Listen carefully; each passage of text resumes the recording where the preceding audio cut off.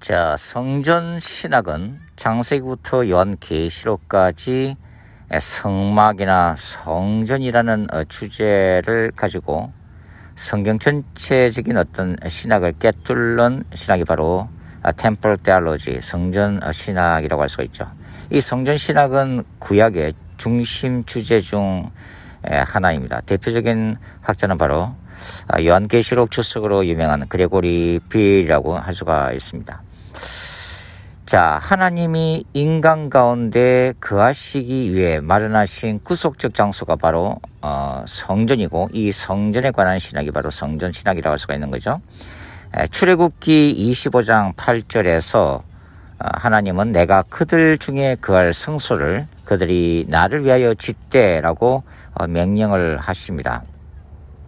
그래서 모세는 시내산에서 본 하늘 성전의 모형으로서의 성막을 짓게 됩니다. 따라서 이 성막이나 성전은 하나님의 임재가 공간적으로 구현된 현현의 신학을 보여주고 있다고 할 수가 있죠. 이 성막은 크게 세 부분으로 구성되어 있습니다. 성막들과 성소와 지성소로 구분되죠. 이것은 죄인으로서의 인간이 거룩하신 하나님께 나아가는 점진적 구원의 단계를 상징한다, 이렇게 우리가 말할 수가 있는데요. 신약에서는 이 성막 개념이 급진적으로 내면화되고 있다라고 볼 수가 있습니다. 그래서 요한복음 1장 14절에 보시면 말씀이 육신이 되어 우리 가운데 거하시매라고 기록하고 있죠. 여기서 이제 거하시다라고 하는 이 헬라어는 문자적으로 텐트를 치다, 성막을 치다라는 의미를 지니고 있습니다. 즉 예수 그리스도 안에서 하나님의 임재가 그리스도를 믿는 신자 안에서 성막으로 드러난 것이다 라고 이제 볼 수가 있는 거죠. 바로 예수 그리스도께서 이 땅에 성육신한 사건이라고 볼 수가 있습니다. 그런 다음에 이제 오순절 사건을 통해서 이제는 예수 그리스도에 대한 믿음을 통해서 성령이 신자들 가운데 내주하시게 되죠. 그래서 성막의 임재가 이런 눈에 보이는 공간적인 행태에서 이제는 인간 속에 침투해서 들어온 인간 존재적인 행태로 전환이 되어지고 있습니다. 자, 성막은 따라서 단순한 제사를 드리는 제 공간이 아니라 하나님의 임재의 장소이면서 구속의 드라마를 보여주는 축소판이라고 볼 수가 있습니다. 저는 이 거룩한 전쟁신학적 관점에서 성막은 바로 하나님의 나라가 사탄의 나라를 제어하는 장소로도 보고 있습니다.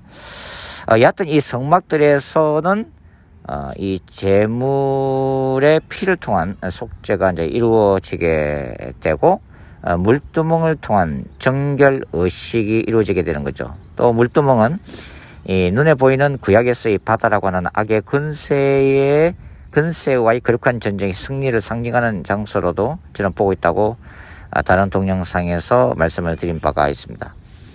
그래서 이 성막들의 구조는 죄인이 하나님께 나아가기 위한 첫 단계라고 볼 수가 있는 거죠. 바로 칭의, justification의 상징이라고 볼 수가 있습니다. 그 다음 단계인 이제 성소 안에서는 제사장들이 등잔대에 불을 켜고 진설병을 교체하면서 분향단에서 향을 피웠습니다. 이것은 바로 sanctification, 성화의 상징이라고 볼 수가 있는 거죠. 바로 이것은 하나님과의 지속적인 교제와 섬김을 의미하고 있습니다. 자, 마지막 단계가 바로 거룩함 속에 가장 거룩한 곳인 지성소죠. 이 지성소는 언약궤와 속죄소가 놓인 장소죠. 그래서 대제사장이 속죄에만 들어가서 하나님의 거룩한 임재와 영광을 대면했습니다. 바로 이것은 이 글로리피케이션, 영화, 하나님과의 완전한 연합을 상징을 하고 있습니다. 따라서 이런 삼중 구조는 하나님의 임재가 외적 영역에서부터 내적 영역으로 점진적으로 접근하는 계시적 패턴을 드러내고 있습니다. 그러니까 하나님이 먼저 이 성막들에 해당되는 인간의 행위를 정결케 하시고 그 다음에 성소에 해당되는 인간의 내면의 의지와 감정을 승화시키시며 마지막으로 지성소에 해당하는 인간의 본질적인 중심에 임재하신다고 하는 거죠. 이런 단계적인 접근은 바로 신약의 구원론적인 과정, 칭의와 성화, 영화와 이 구조적으로 서로 상응을 하고 있습니다. 그래서 이런 성막의 삼중 구조는 인간이 하나님과의 관계 안에서 점진적으로 거룩함에 참여하는 영적인 여정을 이 외적 건축적으로 보여주는 상징이라고도 이제 할 수가 있습니다. 자, 바울은 인간 존재를 어떻게 표현했습니까? 바로 이제 삼중적인 구조로 표현을 했죠. 그러니까 육체, 혼, 그리고 인간의 영으로 구분을 했습니다. 이런 구분은 하나님과의 교통 속에서 인간 존재의 구조를 드러내는 신학적인 구분이다, 이렇게 볼 수가 있는 거죠. 그래서 육체는 인간이 이 세상을 살아가면서 그 세상과 관계를 맺는 외적 기관인 거죠. 그래서 이 육체적 영역은 바로 순종과 행위의 영역이라고 할 수가 있습니다. 그 다음에 이 혼이라고 하는 것은 인간 내면의 그 인격의 중심으로서 지성과 감정과 의지를 통해서 하나님과 교제하는 영역이 되겠죠. 그 다음에 이제 영은 하나님과 직접 교통하는 이 인간 존재의 핵심입니다. 그래서 성령이 내주하는 자리라고 할 수가 있죠. 이 세 차원은 성막의 삼중적인 구조와 놀랍도록 유사한 관계를 형성을 하고 있습니다. 그래서 육체는 뭐라고 그랬어요? 성막들처럼 외적 봉사와 순종의 장이다, 이렇게 표현할 수가 있고, 그 다음에 혼적 영역은 성소처럼 하나님과 교제하는 내면의 성소인 거죠. 그 다음에 영은 지성소처럼 하나님의 임재가 직접적으로 거하는 중심 자리다, 이렇게 이제 볼 수가 있습니다.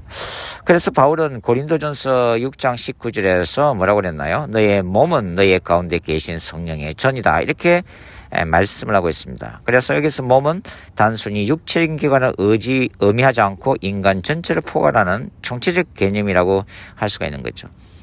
인간의 육체와 그 다음에 혼과 영은 구분은 되지만 완전히 분리할 수 없는 어떤 통합적인 이 인격자라고 이제 할 수가 있습니다. 그래서 신자는 성령의 내주를 통해서 성막 전체의 구조가 자기 안에 구현된 바로 살아있는 성막, 움직이는 성전이라고 할 수가 있습니다. 성령은 가장 먼저 인간의 영 안에 임합니다. 그러니까 불신자가 예수 그리스도를 인격적으로 받아들일 때 예수 그리스도께서 자신의 죄를 용서하신 구원자이며 자기 삶을 통치하실 로드, 킹, 왕으로 영접하게 될 때 성령께서는 죽어버린 인간의 영, 그러니까 죄와 사탄의 지배하에서 하나님 관계가 완전히 단절된 상태, 그걸 우리 죽은 영이라고 하죠. 이 죽은 영을 다시 살리시고 그 영 안에 내주하시게 되는 거죠. 그래서 인간의 영 안에 먼저 임하신다, 이렇게 볼 수가 있습니다.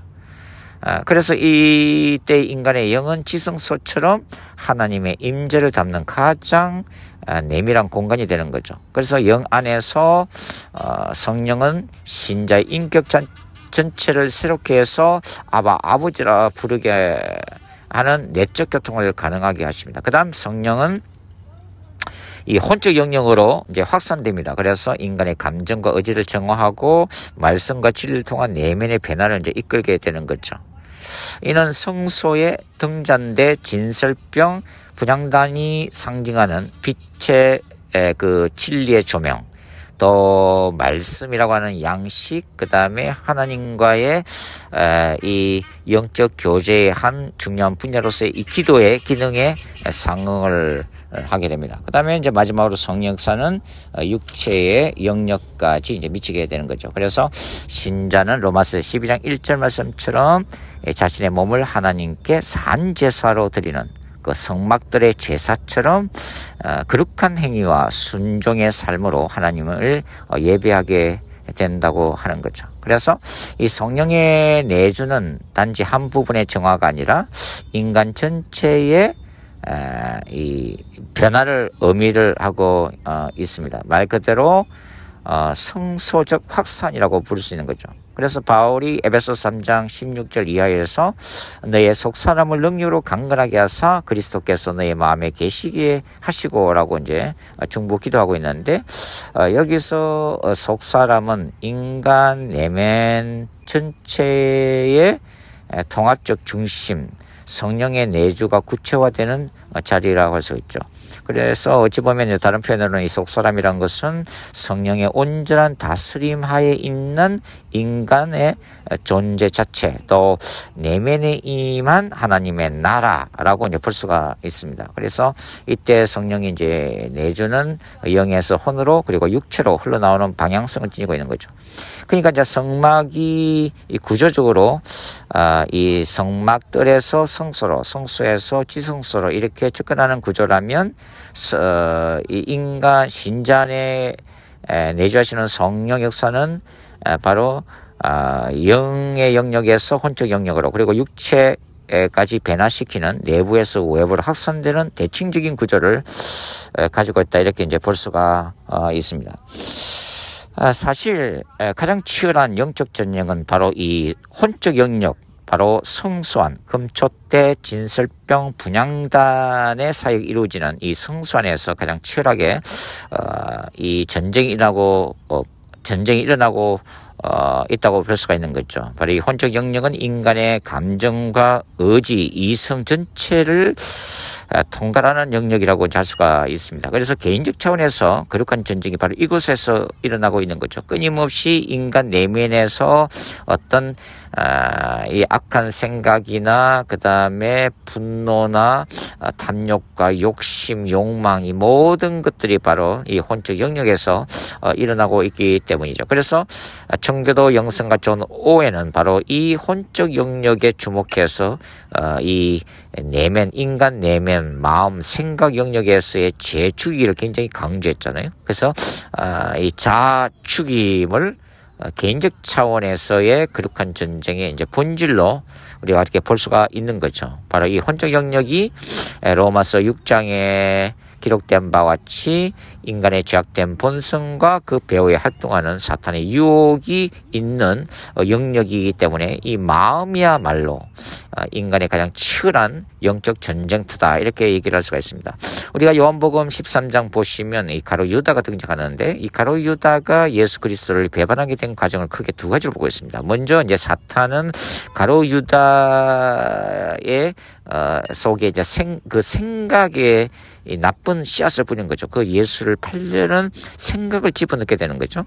그리고 가룟 유다가 이 악한 생각에 대해서 자신의 자유의지, 그리고 예수 그리스도를 의지함으로 이 거룩한 전쟁을 포기하고 그것을 받아들였을 때 마침내 2단계가 이루어지는데, 그것이 바로 사탄이 가룟 유다 속에 들어간지라라고 표현하고 있잖아요. 이게 가룟 유다의 전 인격을 장악하는 단계, 이렇게 나아가고 있다고 하는 거죠.